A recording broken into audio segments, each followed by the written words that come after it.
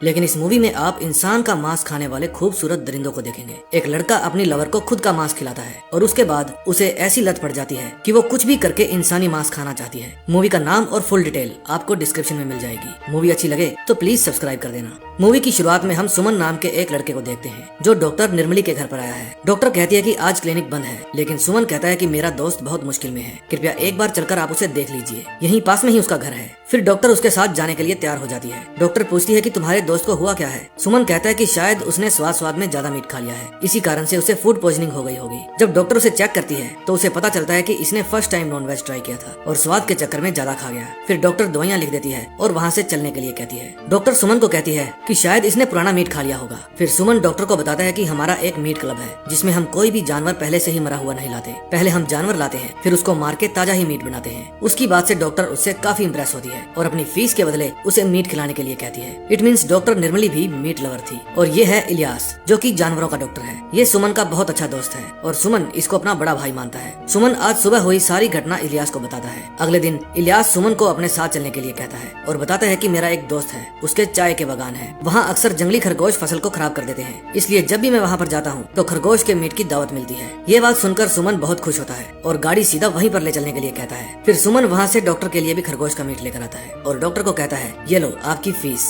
फिर सुमन और निर्मली दोनों एक साथ बैठकर ही उसे खाते हैं। खरगोश का मीट खाकर तो निर्मली सुमन की फैन ही हो गई थी। डॉक्टर के पूछने पर सुमन बताता है कि वो देश भर में अलग अलग जगह पर क्या क्या खाया जाता है उसके ऊपर रिसर्च करता है और पीएचडी कर रहा है। डॉक्टर कहती है कि प्रॉमिस करो तुम जब भी ऐसी कोई स्वादिष्ट डिश बनाओगे तो मुझे जरूर खिलाओगे। फिर रात को इलियास कहता है कि डॉक्टर के चक्कर में मत पड़ो, वो शादीशुदा है। सुमन कहता है कि भाई ऐसा कुछ नहीं है। अब उन दोनों की चैटिंग भी शुरू हो गई थी, लेकिन इनकी बातें हमेशा ब्रेकफास्ट, लंच और डिनर को लेकर ही होती थी। फिर अगले दिन सुमन डॉक्टर निर्मली को कबूतर का मीट खिलाने के लिए ले जाता है। सुमन का मकसद डॉक्टर के साथ नजदीकियां बढ़ाने का था, लेकिन डॉक्टर सुमन से सिर्फ इसलिए मिलती थी क्योंकि उसको मीट की बहुत नॉलेज थी। घर जाते समय सुमन बताता है एक गांधी कुक नाम का कीड़ा है, उसको खाने पर 48 घंटे तक नशा रहता है। अब उन दोनों की चैटिंग पहले से ज्यादा बढ़ गई थी, ये कभी फोन पर बात नहीं करते थे। अब सुमन डॉक्टर को अलग अलग जगह पर ले जाकर नई नई तरह की डिश खिलाने लगा था। डॉक्टर कहती है कि जब से तुम मेरी लाइफ में आए हो मैं बस मीट ही खा रही हूँ, मैं और सब चीजों का टेस्ट ही भूल गई हूँ। इसमें कोई शक नहीं, डॉक्टर निर्मली सुंदर थी और सुमन का उसके प्यार में पड़ना इत्तेफाक नहीं था। डॉक्टर की फ्रेंड उससे पूछती है कि आजकल तुम कहाँ खोई रहती हो, तुम मेरे किसी मैसेज का जवाब भी नहीं देती,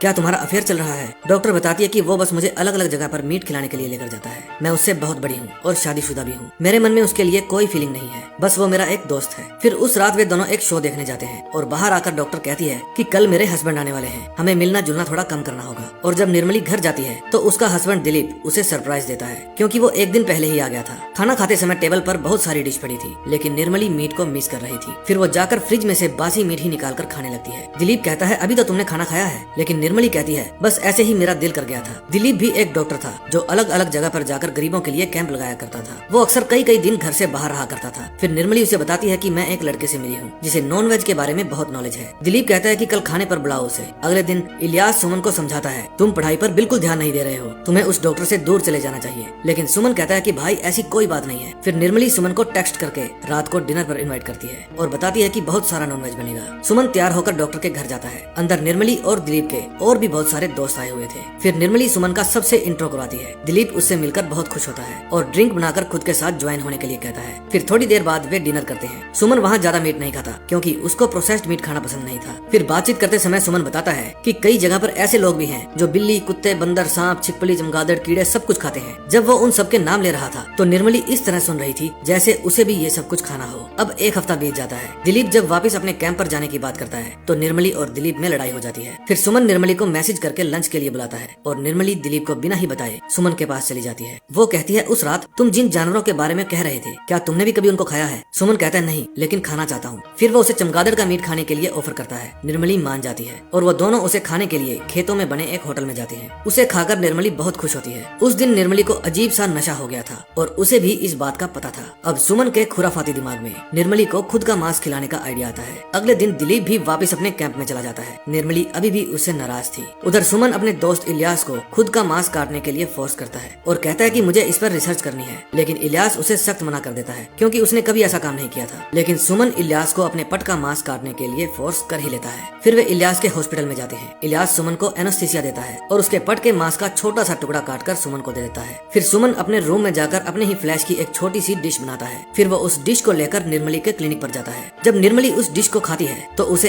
ऐसा नशा होता है कि जो आज से पहले कभी नहीं हुआ था। उसको बिल्कुल पता नहीं था कि वो क्या खा रही है। फिर वो सुमन को मैसेज करके कहती है, मुझे तुम्हारी डिश बहुत पसंद आई। किस चीज का मीट था ये? सुमन कहता है, मैं आपको मिल के बताऊंगा। जब वे अगले दिन रेस्टोरेंट में मिलते हैं तो निर्मली के पूछने पर सुमन बता देता है कि वो उसका खुद का मांस था। मैंने अपने पट में से थोड़ा सा मांस निकालकर उसे पकाया था। ये बात सुनकर निर्मली को गहरा धक्का लगता है और वो बिना कुछ कहे वहाँ से चली जाती है। फिर सुमन भागकर उसके पीछे आता है और डॉक्टर कहती है कि कुछ बोलने की जरूरत नहीं है। निर्मली उसका टेस्ट भूल नहीं पा रही थी। अगले दिन फिर से सुमन इलियास को अपने दूसरे पट पे से मांस का टुकड़ा निकालने के लिए कहता है और उससे फिर से मजेदार सी डिश बनाकर निर्मली के पास ले जाता है। अब उसका हर रोज का ये ड्रामा शुरू हो गया था। इलियास को पता नहीं था कि वो ऐसा क्यों कर रहा है। वो तो सोच रहा था कि शायद ये किसी रिसर्च के लिए अपने मांस का टुकड़ा कटवाता है। अब वे और भी ज्यादा मिलने लगे थे। निर्मली उसके साथ टाइम स्पेंड करके बहुत खुश थी क्योंकि उसको हर रोज नई डिश खाने को मिलती थी। अब उसके मुंह पर इंसानों के मांस का स्वाद बैठ गया था। फिर निर्मली भी सुमन के लिए अपने पांव से काटे हुए मांस की डिश बनाकर ले जाती है। सुमन को वो डिश बहुत पसंद आती है, लेकिन जब उसे पता चलता है कि ये निर्मली का मांस है तो उसे वोमिट होने लगती है। लेकिन निर्मली को तो इंसानी मांस की लत लग गई थी। वो बैठी किसी के साथ भी होती